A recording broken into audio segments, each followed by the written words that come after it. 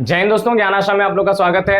आज जो है बीएसटी का चैप्टर नंबर 3 हम लोग देखने जा रहे हैं और इसका नाम है हमारा व्यावसायिक वातावरण, या बहुत लोग व्यावसायिक पर्यावरण के तौर पे भी इसको पढ़ते हैं। ठीक है, जैसा कि नाम है वैसा ही इस चैप्टर में बातें भी होने वाला है, यानी हमें इसमें उन घटकों को पढ़ना है जो व्यवसाय को सीधे तौर पर प्रभावित करते हैं, है ना बात। तो हमें ये जानना है, तो शुरुआत करेंगे इस चैप्टर का यही सारी चीजों को लेते हुए, पहले इसका डेफिनेशन, फिर विशेषताएं और सारी चीजों को लेते हुए हम करेंगे। और इसी वीडियो में इस चैप्टर का एंड भी होगा। तो वीडियो बहुत लंबा है लेकिन वन शॉट है, आपको एक बार में जो है अच्छे तरीके से पूरा एक चैप्टर कंप्लीट कर लेना है, बढ़िया से बैठ करके नोट्स बना लेना है। ठीक है, तो चलिए शुरू करते हैं इस वीडियो को। लेकिन जो भी पहली बार आए हैं चैनल पे, चैनल को सब्सक्राइब जरूर कर दीजिए। साथ ही साथ ज्ञान आश्रम के साथ जुड़े रहने के लिए आप जो है व्हाट्सएप पर मैसेज करके ज्ञान आश्रम की कम्युनिटी में ऐड हो जाइए, ताकि हर वीडियो की लिंक आपको व्हाट्सएप पे पर्सनली मिलता रहे। साथ ही साथ हमारे चैनल से संबंधित जो चीजें हैं उसके सूचना भी आपको व्हाट्सएप पे मिलता रहे। और इसी के साथ साथ आप हमारे टेलीग्राम चैनल को भी ज्वाइन कर लीजिए। वहां पर जो भी हम लोग अकाउंट्स में पढ़ाते हैं तो रात के 8:30 बजे उसका क्वेश्चन, न्यूमेरिकल, होमवर्क, ये सारी चीजें वहां पर पीडीएफ फॉर्म में जाता है। इसलिए जो है टेलीग्राम को भी ज्वाइन कर ले, और एमसीक्यू की प्रैक्टिस भी हम लोग का टेलीग्राम का एमसीक्यू मास्टर ग्रुप में होता है, तो उसे भी ज्वाइन कर ले, ताकि आप कंप्लीट स्टडी वो भी एकदम मुफ्त में पा सकें। ये सारी चीजें मुफ्त है, जो फैसिलिटीज आपको दिया जा रहा है। ठीक है, तो चलिए शुरू करते हैं आज का टॉपिक। हमारा चैप्टर का नाम है, जिसका नाम है व्यावसायिक वातावरण। अब नाम से ही दिख रहा है कि ये दो शब्दों से मिलकर बना है। एक बना है व्यवसाय, एक शब्द है हमारा, ठीक है, एक शब्द का हमारा है व्यवसाय। और व्यवसाय के बारे में आप क्लास 11 से बढ़िया तरीके से समझ में आ रहा है। जनरल वे में अगर हम एकदम सामान्य भाषा में होता है व्यवसाय क्या है, तो व्यवसाय में उन सभी गतिविधियों को शामिल किया जाता है जो वैधानिक होता है और लाभ कमाने के उद्देश्य से, या फिर बोल लीजिए कि धन कमाने के उद्देश्य से हम लोग करते हैं। ठीक है, अपनी ये जो है, जैसे उसमें क्या करते हैं, उसमें वस्तुओं का उत्पादन से लेकर के वस्तुओं के उपभोग तक की जितनी भी गतिविधियां, वो सब व्यवसाय के अंतर्गत हम लोग ले आते हैं। ठीक है, क्लियर बात, यानी लाभ कमाने के उद्देश्य। और दूसरा हमारा जो शब्द है यहाँ पर है वातावरण। ठीक है, दूसरा हमारा शब्द है वातावरण। अब जो है व्यवसाय तो हमें पता चल गया कि लाभ कमाने के उद्देश्य से की जाने वाली क्रियाएं। दूसरा वातावरण क्या है, तो वातावरण का मतलब हम ये कह सकते हैं कि हमारा जो भी चीजें हमें प्रभावित करती हैं वो सब हमारे वातावरण के हिस्से में आती है। क्या चीजें, हमारे अगल बगल के चारों तरफ के जितनी भी चीजें हैं जो हमें डायरेक्टली या इनडायरेक्टली कैसे भी अगर हमें प्रभावित करती है, तो वो हमारे वातावरण के अंतर्गत उन सारी चीजों को लाया जाता है। अब इसी तरह व्यावसायिक वातावरण क्या होगा, तो व्यावसायिक वातावरण के अंतर्गत उन सभी घटकों को शामिल किया जाता है जो व्यवसाय को डायरेक्टली या इनडायरेक्टली, यानी सीधे तौर पर या जो है अप्रत्यक्ष तौर पर उसको प्रभावित करती हैं। वो सब कुछ व्यावसायिक वातावरण के अंतर्गत आता है।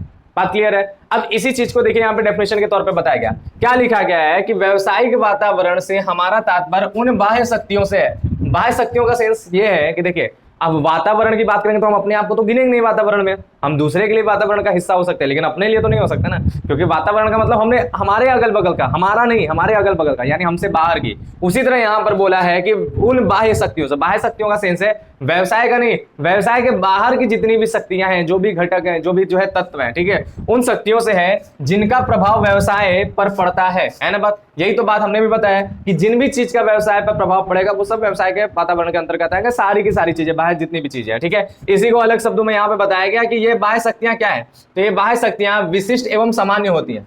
विशिष्ट एवं सामान्य का मतलब कुछ विशेष तौर पे होती हैं जो सीधे तौर पे प्रभावित कर सकती है, सामान्य मतलब नॉर्मली जो है सबके लिए जो प्रभावित करते हैं। ठीक है, तो यहाँ पर बताया है कि विशिष्ट शक्तियों से तात्पर्य व्यवसाय के ग्राहक जो सीधे तौर पे व्यवसाय को प्रभावित करते हैं, लेनदार जो सीधे तौर पे प्रभावित करते हैं, ऋणदाताओं से है जो कि प्रत्यक्ष रूप से व्यवसाय संचालन को प्रभावित करती है। हमने बोला ना, जो सीधे तौर पे प्रभावित करेगा वो क्या है, वो क्या है, विशिष्ट है, जो व्यवसाय से ही संबंधित है।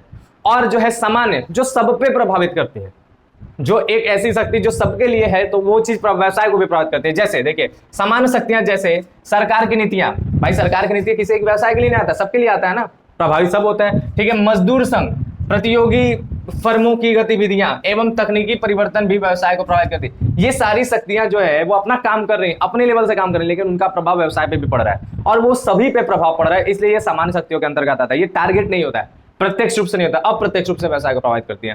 क्लियर बात, प्रत्यक्ष रूप से भी कर सकते हैं, लेकिन ऐसा है कि वो सामान्य है, वो सबके मतलब एक पॉइंट से नहीं है कि बस तुम्हारे लिए ऐसा हो रहा है, ऐसा नहीं है। ठीक बात, तो सामान्य शक्तियां, विशिष्ट शक्तियां समझ में आए, तो ये सारी की सारी चीजें हमारा व्यवसाय पर्यावरण के क्या है, व्यवसायिक वातावरण के क्या है, घटक है। ठीक है, आगे क्या लिखा है, अब हमारा हमें देखना है कि व्यवसाय का वातावरण से द्विमुखी संबंध। अब व्यवसाय और वातावरण का आपस में कैसा संबंध है, ठीक है, व्यवसाय और वातावरण का आपस में कैसा संबंध है, ये देखना, दो शब्द है ना, व्यवसाय और वातावरण, उसी से व्यवसायिक वातावरण है। तो पहला क्या, एक क्रिया के रूप में, ठीक है, और दूसरा क्या, प्रतिक्रिया के रूप में। अब देखिए व्यवसाय और वातावरण का जो है आपस में क्रिया प्रतिक्रिया दोनों के रूप में संबंध होता है। इसके तौर पे यहाँ पे देखिए क्या है कि इस प्रकार व्यवसाय एक और सामाजिक, राजनीतिक और आर्थिक वातावरण को प्रभावित करता है। ठीक है, तो यहाँ पर जो है आप समझिएगा कि हम लोग जानते हैं एक तरफ से क्रिया होता है तो दूसरी तरफ से प्रतिक्रिया होता है।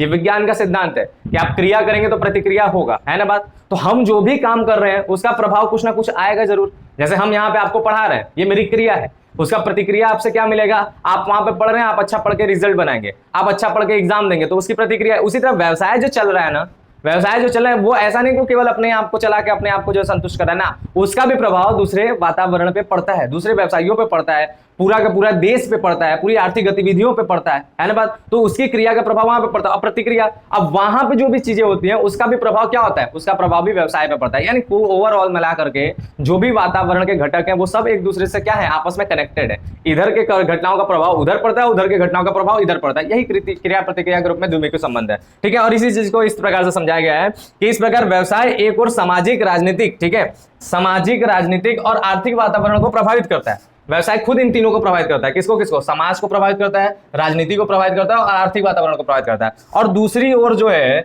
देश के सामाजिक, राजनीतिक और आर्थिक एवं वैधानिक वातावरण से प्रभावित होता है। एक तो खुद सबको प्रभावित करता है, फिर दूसरी ओर से देश, जब भी देश का कोई सामाजिक गतिविधि होता है, कोई राजनीतिक गतिविधि होता है, कोई आर्थिक और वैधानिक जो है वातावरण से जो संबंधित कोई काम होता है, तो उससे खुद भी प्रभावित होता है ना बात। तो हमने बोला ना, ये खुद भी प्रभावित कर रहा है और अपने भी प्रभावित हो जा रहा है।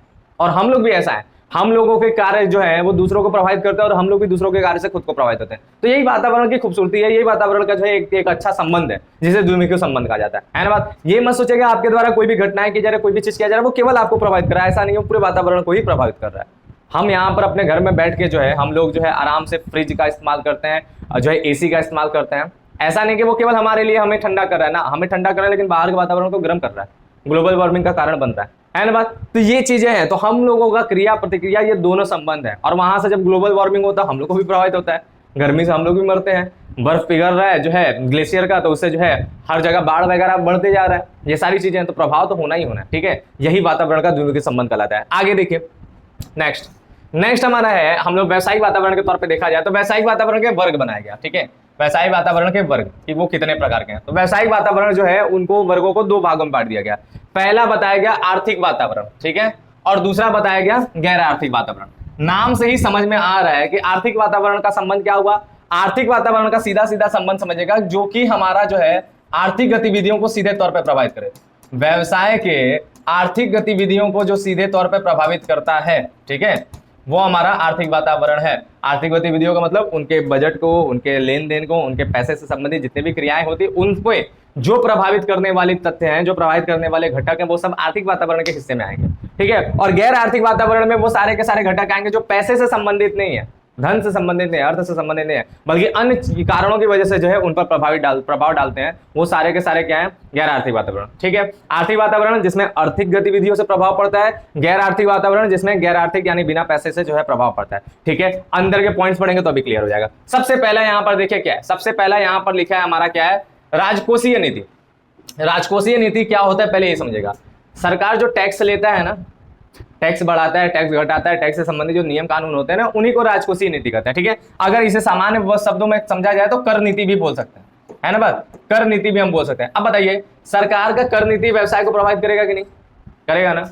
सरकार जो है कब जीएसटी घटा देता है, कब जीएसटी बढ़ा देता है किसी प्रोडक्ट पे। ठीक है, सरकार जो है इनकम टैक्स को कब कितना कर देगा, कब कितना जो है बढ़ा देगा, कितना घटा देगा।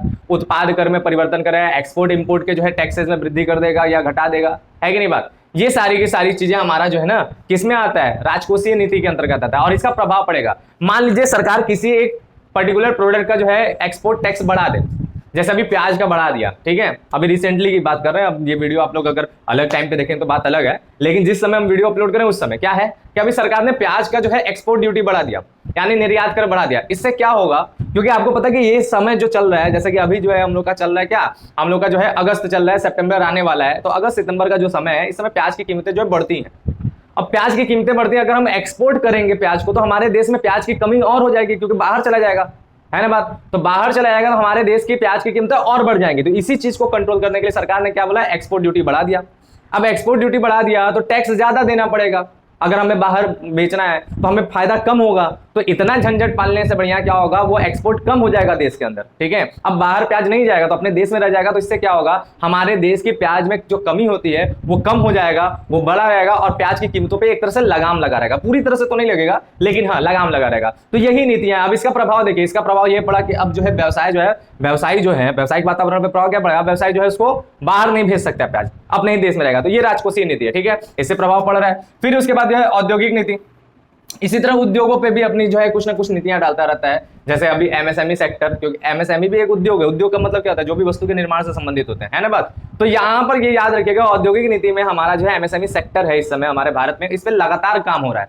उनको लोन दिया जा रहा है, उनको जो है टैक्स में छूट दिया जा रहा है, बहुत सी चीजें दिया जा रहा है। तो एमएसएमई इसीलिए इंडिया में इस समय जो है सबसे तेज बढ़ने वाला जो सेक्टर वो एमएसएमई है, और भारत का 50%, समझिएगा 50% योगदान देगा जीडीपी में। ये एक अनुमान है और ये लगभग होने भी जा रहा है, समझ रहे हैं बात। और भारत में जो है 70% रोजगार का जो है क्रिएशन एमएसएमई करता है ना बात। तो एमएसएमई इतना बड़ा जो है भारत में प्रभुत्व रखता है, क्योंकि लार्ज स्केल के बिजनेस बहुत कम है भाई। अब अडानी, अंबानी, टाटा, ये सब सारे बिजनेस इस लेवल तक नहीं जाते हैं। बहुत से बिजनेस छोटे रहते हैं जो एमएसएमई सेक्टर तक रह जाते हैं। तो इन सेक्टर में क्या होता है, इन सेक्टर में सरकार ने बहुत काम किया है, बहुत तेजी से इन पे लोन वगैरह दे रहा है, इनको बूस्ट कर रहा है। अब इससे क्या हो रहा है, हमारे देश का जो है व्यवस्था बढ़िया बढ़ रहा है। तो इससे क्या हो रहा है, इससे हमारा औद्योगिक नीति से क्या हो रहा है, हमारा एक जो है उद्योग बहुत तेजी से व्यापक रूप से विस्तृत बढ़ रहा है। ठीक बात है ना बात। तो ये क्या है, ये उस व्यवसाय को बूस्ट कर रहा है, प्रभाव पड़ रहा है। अगर एमएसएमई में कोई चीजें नहीं रहता है, जैसा चल रहा है बस वैसा चले जाता है। तो पहले के समय में एमएसएमई पे भी काम हुआ था, लेकिन उस लेवल से सुधार नहीं होता। एमएसएमई का क्षेत्र बड़ा छोटा रखा गया था, जिसकी वजह से वो लोग जो है उतना विकसित नहीं हो पा रहे थे, है ना बात। अब क्षेत्र बढ़ा दिया गया है, उनका ट्रांजैक्शन का क्षेत्र बढ़ा दिया जाएगा, उनका जो है प्रॉफिट का क्षेत्र बढ़ा दिया जाएगा। तो अब जो है थोड़े बड़े लेवल पे वो लोग काम कर पा रहे हैं, है ना बात। तो ये चीजें हैं। तो इस प्रकार से वो नीतियां जो है डायरेक्टली रूप से प्रभावित करते हैं। फिर मौद्रिक नीति, मौद्रिक नीति भी जो है व्यवसाय को सीधे तौर पर प्रभावित करती है। जैसे एक सिंपल सा एग्जांपल दे दें मौद्रिक नीति का, सभी लोग को नोटबंदी याद होगा, जिसे विमुद्रीकरण करते हैं, अभी इस चैप्टर में पढ़ना भी है ना बात। तो विमुद्रीकरण का प्रभाव पड़ा था कि नहीं व्यवसाय पे, पड़ा था ना भाई। पैसा कम हो गया था लोगों के पास, डिमांड कम हो गया था, लोगों ने अपना जो है कमी कर दिया था हर चीज का। व्यवसाय के पास भी नगद नहीं आता था, उस प्रकार से काम नहीं हो पा रहा था। व्यवसाय में बहुत लोगों का जो है उस समय जो है स्थिति डामाडोल था, जब तक विमुद्रीकरण का व्यापक असर पड़ रहा था, है ना बात। तो उसका प्रभाव भी सीधे व्यापार पे पड़ता है। उसका जो है तुरंत सेल कम हो गया था, उद्योग धंधे जो है बहुत ठप हो गए थे, बहुत शिथिल हो गए थे, ये प्रभाव पड़ा था। तो मौद्रिक नीति का भी प्रभाव हमारे व्यवसाय पे पड़ता है, इस बात से हमें समझ में आ रहा है। ठीक है, फिर उसके बाद आर्थिक विकास, आर्थिक विकास का तो भाई प्रभाव पड़ेगा। अभी जैसे देखिए, अभी पूरे वर्ल्ड में जो है सबसे ग्रोइंग कंट्री इंडिया है ना बात। आर्थिक रूप से सबसे तेजी से विकास करने वाला जो है देश भारत है, वो भी कोरोना के उभरने के बाद, जहां पे सब देश जो है रेंग रहे हैं, अपने आप को किसी तरह रेंग के चला रहे हैं, भारत वहां पे जो है दौड़ रहा है ना बात। तो बहुत तेजी से भाग रहा है भारत, और आने वाले समय में इसीलिए बोला जाता है कि ये सदी भारत का सदी है। तो इसमें क्या है, इसमें हमारा जो है आर्थिक विकास से क्या होता है कि हमारा, जब हमारे देश में आर्थिक खुशहाली होता है, आर्थिक विकास होता है, सभी तरह हर क्षेत्र जो है डेवलप हो रहे हैं, रोड भी बन रहे हैं, ठीक है, रोड भी अच्छे अच्छे हो रहे हैं, ट्रांसपोर्ट के हर फैसिलिटीज को बढ़िया बनाया जा रहा है, चाहे रेलवे हो, चाहे रोड हो, चाहे एयरपोर्ट की बात, एयर कंपनीज हो, एयरवेज हो, सबको सुधारा जा रहा है। ठीक है, ट्रांसपोर्ट की फैसिलिटीज या तो वाटरवेज हो, ठीक है, वाटरवेज भी सुधारा जा रहा है। ठीक है, तो ट्रांसपोर्ट की सारी फैसिलिटीज अच्छी हो रही है। आर्थिक विकास है ये भी, ये मत सोचेगा कि आर्थिक विकास नहीं, ये भी आर्थिक विकास है। फिर इसके बाद जो है हमारे देश की अर्थव्यवस्था में बिजनेस को जो है तरह तरह के जो है छूट दिए जा रहे हैं, छोटे से छोटे लेवल पे बिजनेस पे करने के लिए लोन दिया जा रहा है। ठीक है, ये भी आर्थिक विकास का है। सबके सब अर्थव्यवस्था में जो अपना योगदान दे रहे हैं, सभी लोग बिजनेस करना पसंद कर रहे हैं। नौकरी भी अपने जगह पे, लेकिन बिजनेस पे जो है बूस्ट हुआ है एक तरह से। आप ही खुद देखेंगे अपने क्षेत्र में कितने जो नए नए दुकानें खुल गए, कितने नए नए जो है मॉल्स खुल रहे हैं, या तरह तरह की चीजें हो रही हैं। कैसे हो रहा है, इतना आराम से लोन मिल रहा है बिजनेस करने के लिए। ठीक है, तो आर्थिक विकास का दौर है। भारत की बैंकिंग सिस्टम आज वर्ल्ड जो है उसका लोहा मान रहा है। यूपीआई जो है दूसरे कंट्रीज में यूज हो रहा है, ठीक है, सिंगापुर वगैरह में यूपीआई यूज हो रहा है। तो ऐसे कंडीशन में क्या, ये आर्थिक विकास से भी जो हमारा देश का व्यवसाय बढ़ता है। इसीलिए भारत के इन्वेस्टर्स भारत में इन्वेस्ट करने के लिए इस समय ललायित है, क्योंकि उन्हें पता है कि यहाँ पे इन्वेस्ट करेंगे तो भाई प्रॉफिट होना ही होना है, और वो इन्वेस्टर वहीं पे इन्वेस्ट करते हैं जहां पे प्रॉफिट होता है ना बात। तो आर्थिक विकास से भी हमारा जो है अब इन्वेस्टमेंट आएगा, तो जाहिर सी बात है पैसा आएगा तो भाई हमारा व्यवसाय चलेगा, जबरदस्त होगा, वो बूस्ट होगा, वो अच्छा होगा। तो इसका भी प्रभाव पड़ता है, आर्थिक प्रणाली का भी प्रभाव पड़ता है।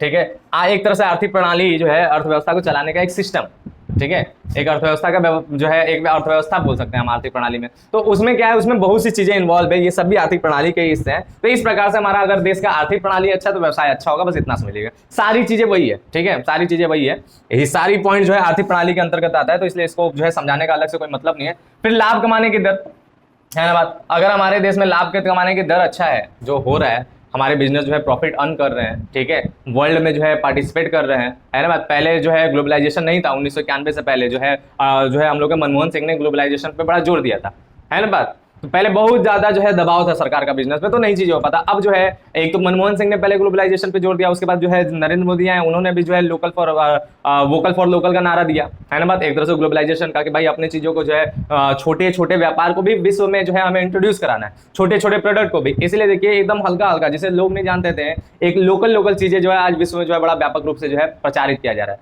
छोटी छोटी बातों को, है ना बात, छोटे छोटे प्रोडक्ट को। हालांकि उसकी विशेषताएं ऐसा है कि वर्ल्ड में उसका डिमांड तो पहले से ही था, बस उस लेवल से बेचा नहीं जा रहा था, सरकार का उस पर सपोर्ट नहीं था। अब सरकार का सपोर्ट हो गया तो जो है चीजें बिकने लगा। जैसे जो है भदोही का कालीन हो गया, यूपी में जो है आपका ब्लैक राइस होता है वो हो गया एक तरह से, और उसके बाद जो है हमारा जो है हमारे यहाँ लंगड़ा आम आता है बनारस में, वो हो गया, ठीक है। इस तरह से बहुत सी चीजें हैं जो वर्ल्ड में जो है काफी डिमांड उसका होने लगा, तो बिकने लगा। छोटा छोटा चीज, भाई लंगड़ा आम हम लोग पहले खा के खूब मस्त होता है, विश्व में भी बिक रहा है यार, विश्व में उसका भौकाल है ना बात। तो ये चीजें क्या है, तो लाभ दर भी जो है, लाभ के कमाने की दर अगर बढ़ेगा तो बताइए उस चीज को उत्पादित करने वाले लोग, चाहे किसान हो चाहे व्यापारी हो, दोनों तो जो है जोशीले हो जाएंगे, दोनों और मेहनत से काम करेंगे कि भाई इस बार जितना लाभ है उस बार उससे ज्यादा लाभ कमाना है, तो बूस्ट होगा, है ना बात, ठीक है। और फिर क्या है, सकल घरेलू उत्पाद, ये तो सीधे सीधे प्रभावित करता है। जिस देश की जीडीपी जितनी अच्छी होगा भाई वो देश उतना ही ज्यादा तरक्की करेगा, और जीडीपी अच्छी होगी तो उस देश के जो है व्यवसाय भी जो है मोटिवेट रहेंगे, व्यवसाय मोटिवेट होंगे और इन्वेस्टर मोटिवेट होंगे, पैसा खूब आएगा, पैसा खूब आएगा तो खूब व्यवसाय होगा,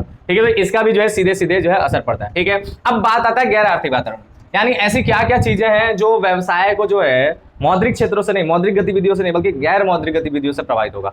तो उसमें हमारा क्या आता है, उसमें हमारा आ जाता है सबसे पहला सामाजिक वातावरण। सामाजिक वातावरण जो है असर करता है कि नहीं, बहुत करता है। पहले के समय में क्या था कि भारत एक गरीब देश था, है ना बात, भारत गरीबी से जूझा है भाई, हजारों साल की गुलामी झेला था, 1947 में आजाद हुआ, ठीक है। और भी ऐसा आजाद हुआ कि जो है लूट के सब चले गए, एकदम जो है ना, होता है ना कि मिल गया था खाने को लुटेरों को, तो इस तरह से खाएं, इस तरह से नोच के खाएं कि पूरा बर्बाद करके दे देते हैं, है ना बात। जैसे अब किसी लुटेरों को लूटने को दिया जाए ना, तो लूटते कैसे हैं, वो केवल है आराम से लेके नहीं जाते हैं, बल्कि छितरे बितिर कर देते हैं, पूरा चीज तोड़ ताड़ के चले जाते हैं। उसी तरह भारत देश को जो है लुटेरों ने जो है छितरे बितिर कर दिया था। अब 1947 बाद किसी तरह भारत आजाद हुआ और उसके बाद जो है अपना धीरे धीरे चीजों को किया, और उसमें काफी दिक्कतों का सामना भी आया था, बीच में बहुत स्थिति खराब था, तो जय जवान जय किसान का नारा लगाकर जो है भारत में अन्न की कमी हो गई थी। तो अमेरिका जो ऐसे अन्न देता था जिसे लोग खा ना सके, इस प्रकार के अन्न देता था, तो जय जवान जय किसान का नारा लगा के किसानों को जो है मोटिवेट किया गया, और लोग पूरा का पूरा देश जो है व्रत रहता था एक एक दिन। इस प्रकार के लेवल का जो है इस प्रकार का काम हुआ था भारत में तब जाकर। तो पहले सामाजिक वातावरण ऐसा था कि हम लोग अपने आप को बहुत ही ज्यादा डिमोटिवेट मानते थे, ऐसा लगता था कि यार भारत जो है पता नहीं विश्व में कैसे टिक पाएगा, हमसे पाकिस्तान जो आज कटोरा मुल्क है ना बात, पाकिस्तान हमसे बहुत अच्छा था, बहुत आगे था, है ना। तो ये स्थिति थी, उन लोगों का कॉन्फिडेंस बहुत ज्यादा था, हर चीज में हम लोग पे दबाव बनाते हैं, वैश्विक दबाव पाकिस्तान का हम लोग के ऊपर था। जैसे आज भारत जो है जहां पे जाता है जो बोलता है मान लिया जाता है, पहले पाकिस्तान का उस लेवल का तो क्रेज नहीं था, लेकिन था, भारत से अच्छा था, ठीक है। तो ये स्थिति था, और धीरे धीरे उस समय सामाजिक वातावरण ऐसा था कि लोग जो है एकदम निराश थे। आज का देखिए, आज का भारत का सामाजिक वातावरण ऐसा है कि लोग मोटिवेट हैं, ऊपर से अभी चंद्रयान 3 की सफलता देखिए और लोग मोटिवेट हैं। आज जो है विश्व में जो है पहला देश भारत बना है जो साउथ पोल पे जो है लैंड किया हुआ है ना बात, चंद्रमा पे। तो ये स्थिति है, आज भारत के समाज में एक ऐसा कॉन्फिडेंस है, चाहे भारतीय समाज के हर एक हिस्से की बात करें, चाहे वो अपने देश में रहता है चाहे वो विदेश में रहता है, उनके अंदर इतना कॉन्फिडेंस अपने भारत देश को लेकर के कि गर्व से कहते हैं कि हम भारतीय हैं। पहले ये स्थिति था कि उन्हें जो है बताने में शर्म आता था, आज ये गर्व है कि वो बताते हैं कि हम भारत के नागरिक हैं। भारत वही भारत जो है इस लेवल से अपनी संस्कृति को लेकर के भी आगे बढ़ रहा है और अपने विज्ञान को लेकर के भी आगे बढ़ रहा है। तो इससे क्या होता है, इस जो मोटिवेशन, जो लोगों पे जो हैप्पीनेस दिखता है, लोगों के अंदर जो कॉन्फिडेंस दिखता है, उससे सामने वाले को भी कॉन्फिडेंस आता है, और इससे क्या होता है, इससे सारी तरफ जब खुशियों का माहौल होगा तो अपना व्यवसाय भी जो है आगे बढ़ेगा। तो समाज एक बहुत बड़ा योगदान रखता है, ठीक है। समाज में जिस प्रकार के सुख शांति और समृद्धि रहेगा उस प्रकार से व्यवसाय में भी सुख शांति और समृद्धि होता है, ठीक है। फिर राजनीतिक वातावरण, राजनीतिक वातावरण का सेंस क्या है, ऐसे तो पॉलिटिकल बातें हम नहीं करते हैं, लेकिन एक बार समझाना बड़ा जरूरी हो जाता है। राजनीतिक वातावरण का सेंस ये बनता है कि आप जानिएगा कि अगर हमारे देश में या किसी भी देश में अगर स्थिर सरकार है तो देश तरक्की करेगा ही करेगा। जैसे एग्जांपल के तौर पे देखिए, चाइना बहुत डेवलप है, जानते हैं क्यों, आप पता कीजिएगा, वहां पे जो है हमेशा से कम्युनिस्ट की सरकार है, वहां पे प्रजातंत्र है, वैसे तो लोकतंत्र, सॉरी वहां पे डेमोक्रेसी है ही नहीं, प्रजातंत्र है ही नहीं, वहां पे एक तरह से समझ लीजिए डिक्टेटरशिप है, भाई वही मालिक है, वही हर चीज करता है, ये बात अलग है। लेकिन स्थिर है वहां की सरकार ना, वो अपने हिसाब से डिसीजन ले सकता है, उससे जो है प्रभावित कोई नहीं करता है ना बात। अब ये हम नहीं बोल रहे कि वो बहुत बढ़िया चीज है, वो बेकार चीज है, प्रजातंत्र सबसे अच्छा चीज है, ठीक है, लेकिन समझाने वाली बात है कि स्थिर सरकार कितना जरूरी होता है, ठीक है। रशिया में भी यही चीज स्थिर सरकार है, हालांकि उसकी उतना सनक बढ़ गया है कि वो जो है अभी तक लड़ाई चल रहा है और अभी तक शांत नहीं हुआ, वो स्थिति वहां पे बना हुआ है। तो जहां पर भी स्थिर सरकार होगा, कहने का सेंस ये है, मतलब सरकारें बदले ना। देखिए अमेरिका में जो है स्थिर सरकार नहीं बदलती है सरकारें, लेकिन वहां पे सरकार में पक्ष विपक्ष में कभी भी देश हित को लेकर लड़ाई नहीं होता। हमारे देश में ये बड़ा विकट परिस्थिति है। एक तो पहली बात कि बड़ा मुश्किल से स्थिर सरकार मिला है 2014 में बहुमत के साथ, फिर 2019 में भी बहुमत के साथ मिला है, और आगे देखिए क्या होता है, क्योंकि इस समय जो सिचुएशन चल रहा है लग नहीं रहा है कि उस लेवल से जो है सिचुएशन बनेगा। बाकी तो जनता ही जनार्दन है ना बात। उससे पहले जब इंदिरा गांधी का भी बहुमत था, स्थिर सरकार था, उससे पहले जो है जवाहरलाल नेहरू भाई वो पहले प्रधानमंत्री थे ही, ठीक है। तो ये लोग जो स्थिर सरकार था, पता था कि इन्हें जो है कोई हिला नहीं पाएगा। तो उस समय भी देश में जो है ना जो डिसीजन लेते थे वो एकदम कट्टर लेते थे और वो पूरा होता था। अभी भी 2014 के बाद जो डिसीजन लिया जाता है वो कट्टर तरीके से लिया जाता है और वो पूरा होता है, ठीक है। तो ये स्थिर सरकार की विशेषताएं हैं। जब भी हमारे देश में स्थिर सरकार होगा इस प्रकार का होगा। और अभी जो इतने अलायंस बने हैं, इतने लोग, अगर ये लोग भी एक आदमी को प्रधानमंत्री मान ले और एक आदमी को बोले कि यही चलाएगा और स्थिर रूप से वहां पे स्थिर सरकार बनने की नौबत अगर आती है तो वो भी देश की तरक्की ले जाएगा। लेकिन जहां स्थिर सरकार नहीं, जहां पे ये डर है, पॉलिटिकल ये डर है कि भाई अगर हम ये फैसला लेंगे तो हमारे खिलाफ में लोग हो जाएंगे और हमारा जो है सत्ता पलट जाएगा, तो वो फैसला ही नहीं ले पाएगा कोई, है ना बात। जब वो फैसला ही नहीं ले पाएगा, जब राजनीतिक अस्थिरता बनी रहेगी तो देश तरक्की कर ही नहीं सकता है,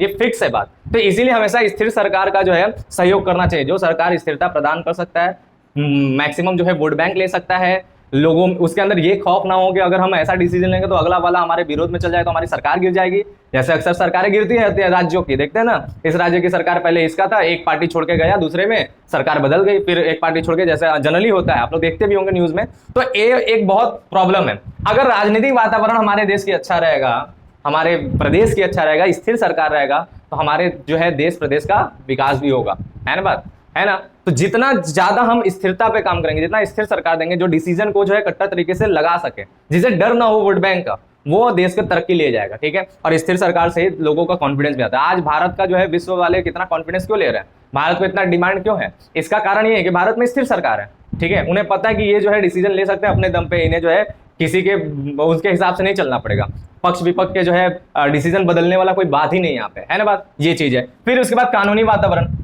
कानूनी वातावरण में क्या है, कानूनी वातावरण भी बहुत जरूरी है। जैसे देखिए यूपी पहले क्या था, गुंडों का राज्य था, आज गुंडागर्दी लगभग यूपी में समाप्त होने के कगार पे है। हालांकि कुछ मुझ घटनाएं तो होती ही रहती हैं, वो हर जगह होता है, लेकिन जनरली समाप्त होने का। उसी तरह बिहार, ठीक है, वो भी स्थिति अभी देखिए उसका क्या स्थिति है, खराब है। अब बिहार में हमको पता नहीं, वहां की जनता बहुत अच्छा है, एक नंबर का। यार बिहारी पूरा इतने IAS बनते हैं, इतने PCS बनते हैं, बिहारी लगभग पूरा देश चला रहा है। बिहारी कितना जबरदस्त व्यक्ति है, व्यक्तित्व के तौर पर अगर बिहारियों को बोले तो एक नंबर के लोग हैं। कहा जाता है कि एक बिहारी 100 पर भारी, अरे भाई सही है, दिमाग में भी उनका अच्छा है, बाकी चीजों में अच्छा है उनका, ठीक है। लेकिन वहां की सरकारें पता नहीं क्यों विकास को ध्यान ही नहीं रखता है अपने अपने जो है क्षेत्र का, है ना बात। इसी वजह से सिचुएशन खराब है। तो बिहार में इन्वेस्टर्स नहीं आते हैं क्योंकि उन्हें पता है वहां पे इन्वेस्ट करने पे जो है उतना जो है हमें फायदा नहीं मिलेगा। पटना क्षेत्र बढ़िया है, तो पटना में देखिए लोगों का इन्वेस्ट करने पर रुचि है, लेकिन अन्य बिहार के क्षेत्रों में जो है उतना रुचि नहीं बनता है। चाहे सासाराम हो, चाहे बाकी जो जिले हैं जो थोड़े से डेवलप हैं, लेकिन वहां पे उतना रुचि नहीं बनता हम लोगों का, ठीक है। लेकिन यहीं पर देखिए यूपी में भी देखिए तो नोएडा बहुत विकसित है, नोएडा बहुत विकसित है। अन्य यूपी के क्षेत्रों में यहाँ पर भी इन्वेस्टर अभी जो है उतना कॉन्फिडेंस के साथ इन्वेस्ट नहीं करते हैं। तो अभी हमें यूपी में और भी क्षेत्रों को विकसित करना है, ठीक बात। इसी तरह अलग अलग जो है राज्यों में अगर कानूनी वातावरण अच्छा होगा, कारण क्या है, वहां पे ना इन्वेस्ट करने का, क्योंकि आए दिन गोली चल जाएगा। अब कोई बिजनेसमैन आएगा तो उसे जो है धमकी दिया जाएगा, उसे कहा जाएगा, क्या कहते हैं उसको यार, एक तरह से हफ्ता पहुंचाना रहता है, जिसको कुछ लोग लैंग्वेज देते हैं, क्या नाम होता है इसका, सेफ मनी या कुछ कहते हैं, मतलब सुरक्षा शुल्क होता है एक तरह से, कि तुम हमको पैसा दो हम तुम्हें सुरक्षा देंगे। यार गुंडा सुरक्षा देगा, पुलिस किस काम के लिए है ना बात। तो पुलिस अगर तगड़ा हो जाएगा, कानूनी वातावरण अगर तगड़ा हो जाएगा, तो फिर ये सब क्षेत्र खत्म हो जाएगा और जो बिजनेसमैन है जिनका पैसा फालतू में गुंडों को देने में जाता है वो बच जाएगा, ठीक है। तो वो इन्वेस्ट करने जो है फटाफट आएंगे और देश जो है और राज्य जो है आगे बढ़ेगा। तो इसीलिए देश की कानूनी व्यवस्था भी अच्छा होना चाहिए, ठीक है। देश में जो है कानूनी व्यवस्था भी आना चाहिए, प्रदेश में जो है कानूनी व्यवस्था भी अच्छा होना चाहिए। आज जो है पाकिस्तान, अफगानिस्तान, ईरान, इराक, ये सब जो है ईरान का क्षेत्र जो है जहाँ पर जो है अक्सर बम ब्लास्ट वगैरह होता है, ISIS जहाँ पे बहुत ज़्यादा एक्टिव है, ठीक है। और हमारा जो है पाकिस्तान हो गया या अफगानिस्तान हो गया, ये अनडेवलप क्यों हो गया, क्योंकि वहाँ पे स्थिरता ही नहीं है, कानूनी वातावरण ही नहीं है भाई, कानून का नाम ही नहीं है। अभी पाकिस्तान में जो है इतनी जो है चर्चों को जला दिया गया, कौन बचाने आया, पुलिस खड़ी थी हाथ में हाथ तार देख रही थी, कोई नहीं बचाने आया, इतने चर्चों को जला दिया गया। तो कानून का वहां पे कोई राज ही नहीं है।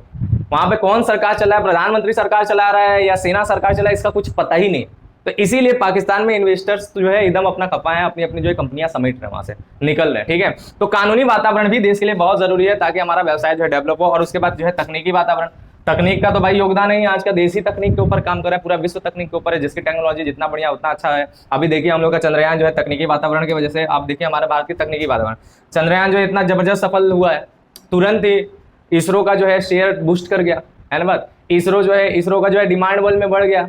अब जो है इसरो और ज्यादा लाभ कमाएगा, वैसे ही सैटेलाइट भेज भेज के लाभ कमा रहा है इसरो, सोचिए, है ना बात। अपने पैसा वो खुद से निकालने के काबिलियत पे धीरे धीरे, सरकार से फंड मिल रहा है वो अलग, खुद भी कमा रहा है। इस प्रकार का जो है हमारा संस्था हो गया है इसरो, प्रॉफिट मेकिंग कंपनी एक तरह से, ठीक है।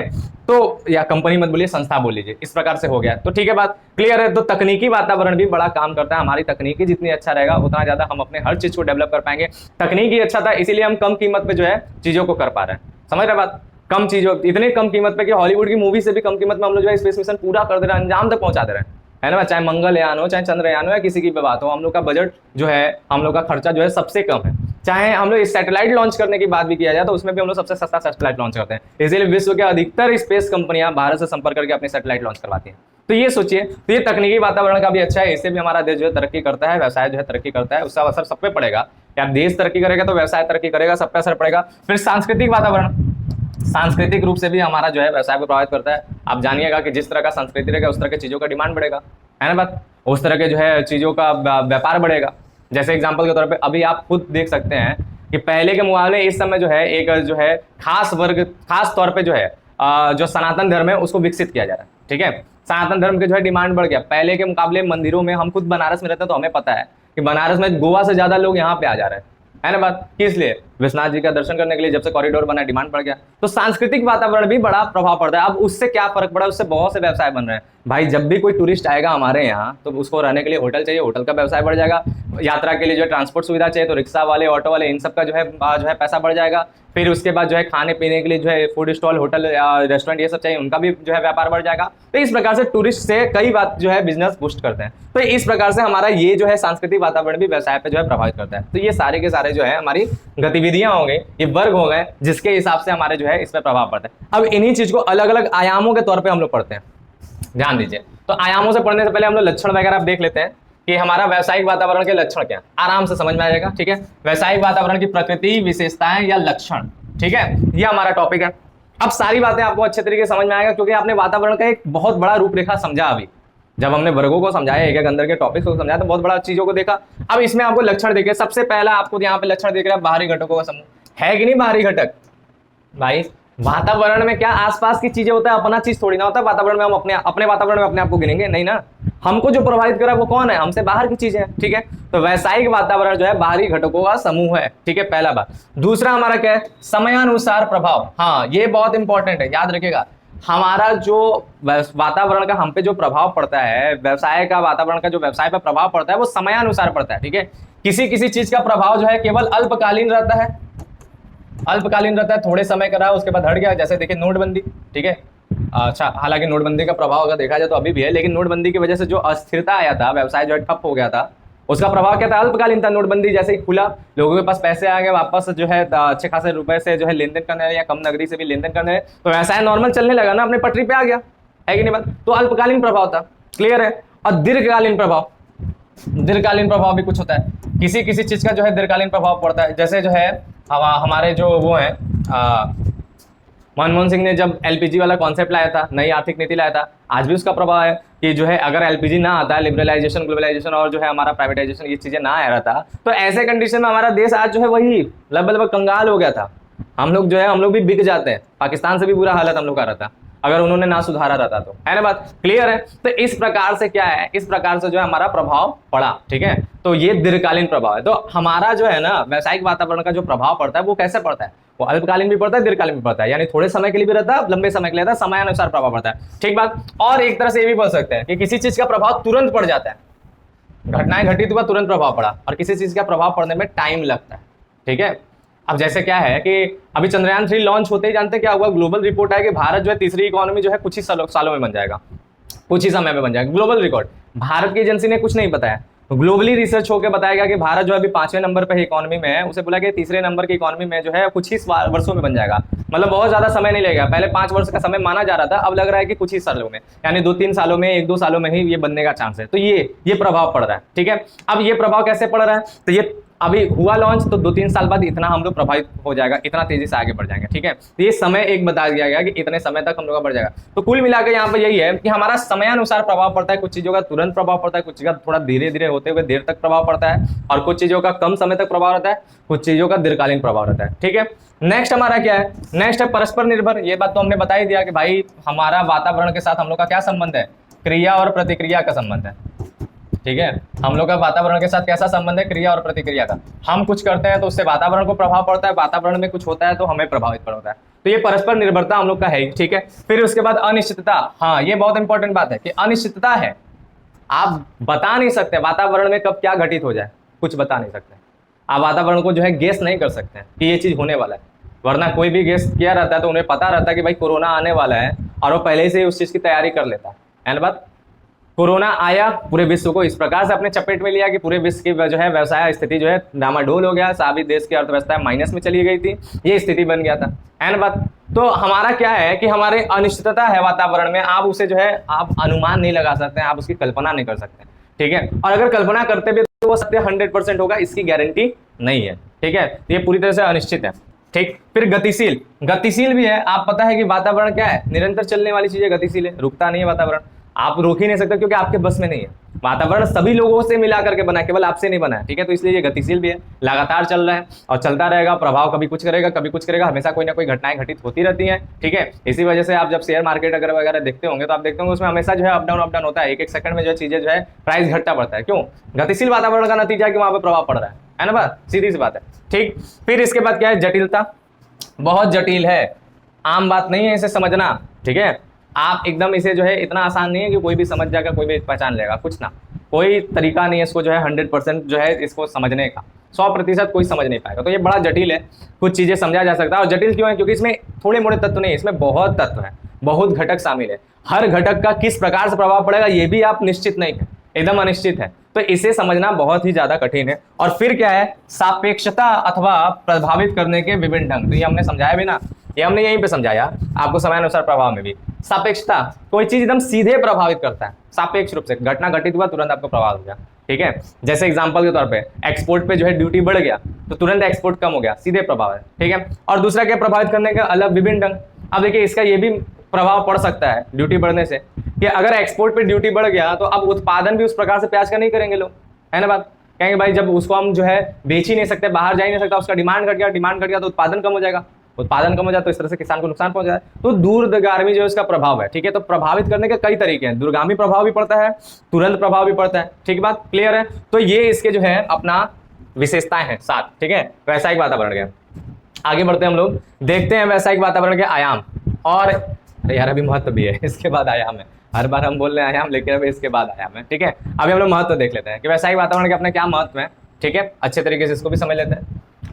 तो महत्व क्यों होगा, आखिर में महत्व का सेंस ये है कि हम आखिर में व्यावसायिक वातावरण को पढ़ क्यों रहे, कारण क्या है पढ़ने का, कुछ तो रीजन है भाई, सीधी सी बात है, रीजन है। अगर हम अपने वातावरण को अच्छे तरीके से जानते हैं, समझते हैं, उसके बारे में जानकारी रखते हैं, तो जाहिर सी बात है हम अपनी गतिविधियों को उसी के साथ तालमेल बैठा के चलेंगे। होता है ना, अगर आप जो है समाज के साथ रेस में हैं तभी तो आप समाज के साथ चल रहे हैं, लेकिन अगर आप उस रेस में धीमे हो जाएंगे तो समाज आपको छोड़ के आगे बढ़ जाएगा, आप अविकसित रह जाएंगे, आप जो है बेकार हो जाएंगे, ठीक है। तो अगर हम वातावरण को, अपने अगल बगल की गतिविधियों को समझते हैं तभी उसके साथ तालमेल बैठा के उसके साथ कंधे में कंधे मिला के चल सकते हैं। अगर हम उसको नहीं समझेंगे तो भाई हमारा तालमेल गड़बड़ाएगा और हम जो है बहुत पीछे छूट जाएंगे, वो लोग बहुत आगे बढ़ जाएंगे, ठीक है। तो यही हमारा है, तो हम लोग इसीलिए वातावरण को पढ़ते हैं। तो सबसे पहला इसका लाभ क्या होता है कि पहलकर्ता को लाभ। तो पहलकर्ता को लाभ का सेंस ये है कि जो भी वातावरण के बारे में सचेत है, जानकारी जुटा के रखा, अच्छे तरीके से समझा है, चीजों को जाना है, तो सीधी सी बात है उसे लाभ होना है, ठीक है, उसे लाभ होना है। क्यों? क्योंकि वो पहले से सचेत है, उसे पता है, वो अनुमान लगाया कि ये चीज इस प्रकार से होगा, तो वो इस प्रकार से सुरक्षा अपना बना के रखा है कि उसे कोई नुकसान ना हो, प्रतियोगिता में अपने आप को जो सुरक्षित करके प्रतियोगिता में पार्टिसिपेट करते हुए आगे बढ़ ही जाता है, आगे निकल ही जाता है, ठीक है। दूसरा क्या है, चेतावनी का संकेत। वातावरण अगर अच्छे तरीके से हम समझे हैं तो हमें चेतावनी का संकेत भी मिल जाता है, अप डाउन का पता रहता है कि भाई ये घटना घटित हुआ, हाँ इसका प्रभाव हमारे वातावरण पे इस तरह से इनडायरेक्टली आ सकता है, डायरेक्टली आ सकता है। तो उस चेतावनी के संकेत से हम लोग तैयार हो जाएंगे और अपने व्यवसाय को जो है उस तरह से सिक्योर कर लेंगे, ठीक है, बात क्लियर है। फिर उसके बाद क्या है, उपयोगी संसाधनों की प्राप्ति। वातावरण को अगर हम अच्छे तरीके से जानेंगे तो हमें जो है उपयोगी संसाधनों की प्राप्ति भी पता चल जाएगा कि हमारा जो है कौन सा संसाधन कहाँ पे मिलेगा, ठीक है, कहाँ पे मिलेगा, कितने में मिलेगा, कैसे मिलेगा। जैसे चाइना आज जो है इतना डेवलप कंट्री है, कारण क्या है, वहां पर बहुत से ऐसे ऐसे रिसोर्सेज हैं और इतने कम कीमत पे हैं कि पूरा विश्व जो है उस पर निर्भरता अपना हटा ही नहीं पा रहा है। आज अमेरिका भले ही डेवलप कंट्री है, लेकिन उसकी निर्भरता इतना ज्यादा चाइना पे है कि वो उसे दूर नहीं कर पा रहा है। भारत से इतना ज्यादा क्यों सटा हुआ है अमेरिका, उसका इसके पीछे भी कारण है कि जो चीज चाइना में उसका ज्यादातर चांसेस है कि वो इंडिया में भी मिल जाएगा। हाँ, चाइना बहुत किफायती में दे रहा है, इंडिया थोड़ा सा जो है कॉस्टली हो जाता है। धीरे धीरे इंडिया भी अपनी चीजों को जो है बदल रहा है, पॉलिसी चेंज कर रहा है, चीजों को जो है खोज रहा है, नए नए रिसर्च कर रहा है, इसीलिए जो है अभी बहुत से संसाधन यहाँ पे मिला है। जैसे लिथियम का भंडार मिल गया कि लिथियम बैटरी मिल जाएगा, ठीक है, ऐसा करके बहुत से रिसोर्सेज भी यहाँ पे प्राप्त हो रहे हैं, जो धीरे धीरे चाइना पर डिपेंडेंसी जो है लोगों का वो धीरे धीरे कम कर रहा है, ठीक है, और भारत की तरफ लोगों का रुझान बढ़ रहा है। तो यही बात है कि उपयुक्त संसाधनों की जो प्राप्ति है, हमारा उपयोगी संसाधनों की प्राप्ति वो कहाँ से होगा, ये वातावरण को जब जानेंगे समझेंगे तभी पता चलेगा। और हमें चाहिए भी क्या, हमें संसाधन केवल चाहिए नहीं, संसाधन को कम कीमत पे भी चाहिए, है ना, बस सस्ते कीमत पे भी चाहिए, ये भी देखना है, ठीक है, क्लियर है। जैसे मानव संसाधन में भी देखा जाए तो भारत में इतने ज्यादा, जानते हैं ना, जनसंख्या बहुत ज्यादा है ना, नंबर 1 पे हम लोग हैं जनसंख्या में, ठीक है, और जवान जनसंख्या ज्यादा है, तो पूरा विश्व में जो है भारत की मानवीय संसाधन का भी डिमांड है भाई। लेबर वगैरह भी जो चीज़ें हैं या फिर जो मानव संसाधन की जो भी आवश्यकता है, श्रमिक का हो गया या एम्प्लॉयज़ का हो गया, हर तरह के भारतीय लोगों का इस तरह भी डिमांड है, क्योंकि सस्ते भी है विश्व के अन्य जनजातियों के हिसाब से, अन्य लोगों के हिसाब से ये थोड़े सस्ते भी हैं और थोड़ा मेहनती भी है, थोड़ा स्किलफुल भी है, ठीक है, इनके पास स्किल भी अच्छा है, इसलिए इनका इस वजह से भी डिमांड है। फिर उसके बाद क्या है, तेजी से हो रहे परिवर्तनों का सामना करना। अगला ये भी है कि अगर वातावरण को हम समझे रहेंगे तो हमारा वातावरण पता है ना बदलता रहता है, तो उस परिवर्तन को पहले से हम जानते रहते हैं, अगर तेजी से परिवर्तन हो रहा है तो उसको भी हम लोग समझते हुए अपने आप को परिवर्तित करते चलते हैं। जैसे आज का समय जो है, आगे आने वाला समय आपको पता है ना एआई का है, इसलिए भारत इस पे जो है बड़ा जबरदस्त लेवल से काम करना स्टार्ट कर दिया है ना, आर्टिफिशियल इंटेलिजेंस से अपना समय है, ठीक है, तो हमारा जो है इस पे भी भारत काम कर रहा है, एआई का समय। और इसी के साथ साथ क्वांटम जो है चीजें, उसका भी हम लोग का समय चल रहा है, ठीक बात। तो जो सूक्ष्म लेवल पे जो रिसर्च होता है, क्वांटम साइंस बोल लीजिए उसको, उसके लेवल पे जो भी रिसर्च चल रहे हैं उसके ऊपर भी अभी भारत को काम करना बाकी है, उस पर भी लेवल पे भारत जो है अपने या कर रहे होंगे साइंटिस्ट कहीं ना कहीं, हमें उस बात की उतनी जानकारी नहीं है पुख्ता, ठीक है, तो उसके ऊपर भी लोग काम करना स्टार्ट कर रहे हैं, उस पर भी हम लोग को काम करना है कि भविष्य में आगे इन्हीं दोनों पे जो है पूरा भविष्य टिका हुआ, जो इन दोनों टेक्नोलॉजी में सबसे एडवांस हो गया वो देश सबसे एडवांस हो जाएगा, ठीक है ना बात। तो ये चीजें हैं, तो इस पे भी जो है काम हो रहा है, क्लियर बात। तो ये तेजी से परिवर्तन का जो है सामना करने में जो है सहायता होता है, अगर हम जो है वातावरण को समझे रहेंगे कि परिवर्तन क्या हो रहा है, तो उसी हिसाब से हम लोग उसी हिसाब से दौड़ में लगेंगे ना, उसी परिवर्तन में। ये पुराने चीज को लेकर चलते रहेंगे तब तो काम नहीं बनेगा, है ना बात। जो परिवर्तन हो रहा है उस चीज को देखना पड़ेगा। एक जैसे एग्जाम्पल है नोकिया जो है ना, नोकिया अपना एक बहुत बड़ा ब्रांड था मोबाइल कंपनी में। जब मोबाइल कंपनियों की स्टार्टिंग हुआ था, नोकिया अकेला एक तरह से राज करता था पूरे विश्व में, सभी जगह पे नोकिया नोकिया नोकिया था, ठीक है। उसके पास अपना एक जो है ओएस था जिसको सिम्बियन कहते थे। जब स्क्रीन टच फोन आया था और जब जो है थोड़ा जो है मल्टीमीडिया फोन आया था, तो उसके पास अपना एक ऑपरेटिंग सिस्टम था जिसका नाम सिम्बियन था। अब ये सिम्बियन उसका इतना था कि यूजर फ्रेंडली था, उस जमाने के हिसाब से बहुत बढ़िया था। लेकिन जब बाद में एंड्रॉइड जब बन के आया तो एंड्रॉइड को लेने से मना कर दिया था, क्योंकि पहली बात जो एंड्रॉइड बनाने वाला जो लड़का था, ठीक है, जो इंजीनियर था, वो गया था नोकिया को ही बेचने के लिए, क्योंकि वही इकलौता बहुत बड़ा ब्रांड था, उसी को गया था बेचने के लिए। लेकिन वहाँ के जो लोग थे इतने ज़्यादा घमंडी थे, इतना जो है बेवकूफ़ हो गए थे उस समय अपने पैसा अपने जो है रुतबा की वजह से, कि उन्होंने सीधे मना कर दिया। तो उस लड़के ने भी प्रण खाया था कि हम बेचेंगे तो भाई किसी को बेच देंगे, लेकिन नोकिया में बेचेंगे। इसीलिए जो है नोकिया जब तक बिक ना गया, या जब तक एंड्रॉइड बिक ना गया, एंड्रॉइड को बाद में जो है गूगल ने खरीद लिया, ठीक है, तो जब तक वो बिक नहीं गया, गूगल ने, माइक्रोसॉफ्ट ने सेट करता है, माइक्रोसॉफ्ट ने करता है, ठीक है, तो जब तक उस बिक ना गया तब तक जो है आपका जो है वो नोकिया को नहीं मिला। और जब तक नोकिया को मिला तब तक नोकिया का बंटाधार हो ही चुका था, बर्बाद हो चुका था, है ना बात। तो इसीलिए वो समझ नहीं पाएंगे आने वाला दौर जो है एंड्रॉइड का होने वाला है, इस तरह के जो है नए नए टेक्नोलॉजी का होने वाला है। सिम्बियन जो है वही तरीके का जो है मल्टीमीडिया फोन नहीं चलने वाला है, आगे चल के चीज़ें बहुत बदलने वाला है। तो वो लोग क्या हुआ, वो तेजी से परिवर्तन को समझ नहीं पाए कि यार समाज जो है, ये विश्व जो है किस तरफ करवट ले रहा है, टेक्नोलॉजी किस तरफ जा रहा है। वो अपने ही टेक्नोलॉजी में इतने जो है चूर हो गए कि बर्बाद हो गए, है ना बात। तो ये चीज़ों को भी जो है देखने की जरूरत है। फिर उसके बाद क्या है, नियोजन एवं नीति में सहायक, ठीक है। अगला यही है कि हम व्यावसायिक वातावरण समझेंगे तो भाई प्लान करना आसान रहेगा, हमें पता रहेगा कि आगे क्या क्या चीज़ें होना है, तो उस हिसाब से हम प्लान करेंगे और अपनी नीतियों को भी भविष्य में ध्यान रखते हुए बनाएंगे कि हमारा जो है नियोजन जो भी होगा, जो प्लान होगा वो भी भविष्य के हिसाब से होगा, जो नीति बनेगा वो भी भविष्य के हिसाब से होगा, जैसा होने वाला वैसा, ठीक है। जैसे देखिए भारत जो है स्पेस जो है रिसर्च पे जो है बहुत जोरदार जो है अपना काम करना स्टार्ट किया है। आदित्य L1 मिशन लॉन्च होगा, फिर शुक्र का कोई मिशन लॉन्च होगा, फिर गगनयान लॉन्च होगा, इस प्रकार से कई मिशन है। क्यों? क्योंकि उन्हें पता है कि दो चीज़ों में, ठीक है, भारत का इस मतलब विश्व में जो स्पेस इंडस्ट्री वो बहुत बड़ा है। स्पेस इंडस्ट्री में भी जो जितना डेवलप कर देता है वो कंट्री का उतना ज़्यादा विकास होने का चांसेस है। जैसे अमेरिका इतना विकसित किया, वहाँ पर नासा है और नासा के साथ स्पेस एक्स है, एलन मस्क का, दोनों अमेरिका में है।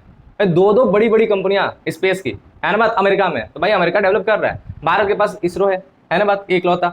और उसकी जो है तुलना देखा जाए ना उन दोनों की वेल्थ की, तो बड़ा कम है इसरो के पास वेल्थ, लेकिन फिर भी ये जो है टक्कर कर रहा है कि भाई दौड़ना पड़ेगा तभी जाके रेस में आ पाएंगे, है ना बात। ये नहीं कि रुक गए, हम देखेंगे बहुत आ गया तो हम अपना काम करना छोड़ दें, ऐसा नहीं है। तो भारत भी जो उस प्रकार से तरक्की कर रहा है उस प्रकार से कर रहा है, भविष्य की नीतियों को बना रहा है, जो लोग कर रहे हैं उस प्रकार से वो भी करना चाह रहा है। अभी तक सूर्य के जो है परीक्षण के लिए नासा ने भेजा है एक बार मिशन, अब जो है इसरो भेज रहा है। सोचिए पूरे बड़े बड़ी कंपनियां हैं विश्व में, चाइना के पास भी है अपना स्पेस एजेंसी, रूस के पास भी है, बड़ी बड़ी देशों के पास है, लेकिन भारत ने जो है दूसरे नंबर पे सोचा है। तो ये बहुत बड़ी बात है। हालांकि हो सकता है चीन उन भी भेजने वाले होंगे, लेकिन भारत ने भी सोचा है। तो सोचिए ये बात है कि हमारी जो है छोटा होने के बावजूद भी हम लोग की सोच बहुत बड़ी है और हम लोग के पास जुनून बहुत बड़ा है, हम लोग जो है उसमें सफलता पा रहे हैं। ठीक है, तो नीति जो है वैश्विक वातावरण को देखते हुए बनता है, जैसा वातावरण चल रहा है। अब वैश्विक वातावरण बार बार हम स्पेस क्यों डाल रहे हैं, इसका याद रखिएगा। ये मत सोचेगा कि हमारी स्पेस एजेंसी वैश्विक नहीं है, कॉमर्शियल है ना बात, लाभ कमाता है भाई बेच बेच के अपने जो है टेक्नोलॉजी को, है ना बात। तो ये सब भी कॉमर्स के अंदर आता है, ये सब भी व्यवसाय के अंदर आता है। ठीक बात, क्लियर है। और नेक्स्ट हमारा क्या है, निष्पादन में सुधार।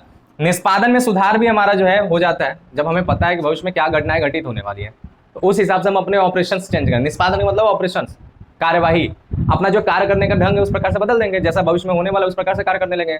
अब जो है कंप्यूटर जब भारत में नहीं था तब तक सारे काम पेपर पे होते थे, कंप्यूटर आया तो सबको एक साथ नहीं मिल गया, धीरे धीरे गया ना सबके पास। जब कंप्यूटर आया तो धीरे धीरे लोगों के पास गया, तो धीरे धीरे लोग ट्रेनिंग लिए, विश्व बाहर के लोग आए थे कंप्यूटर सिखाने के लिए, ट्रेनिंग हुआ और धीरे धीरे ऑफिस में कंप्यूटर लगने लगा। तो जो कागजी कार्रवाई वाले हैं वो धीरे धीरे हट गए, ठीक है, और कागजी कार्रवाई हट गया, चीजें कंप्यूटर पे होने लगा। तो निष्पादन में भी अपना जो है सुधार होता रहता है, जैसे जैसे वैश्विक वातावरण बदलता है चीजें बदल जाता है। और जानते हैं कंप्यूटर आने से जो है सब चीज कितना तेज हो गया, बिल काटो हाथ से और कंप्यूटर से काटो, कौन सा तेजी से बिल कटेगा, है ना बात। जाहिर सी बात है कंप्यूटर से बिल काटना तेजी से होगा, फटाफट टाइप किया निकल गया प्रिंट एकदम अच्छे से, सिग्नेचर करने की जरूरत नहीं है, बहुत पंचायत करने की जरूरत नहीं है, और रिकॉर्ड दोनों जगह है ना बात। तो ये चीजें हैं, तो ये सारी की सारी जो है हमारा जो है व्यावसायिक वातावरण को सीधे सीधे जो है प्रभाव पड़ता है। क्लियर बात, यहाँ तक सबको समझ में आया अच्छे से।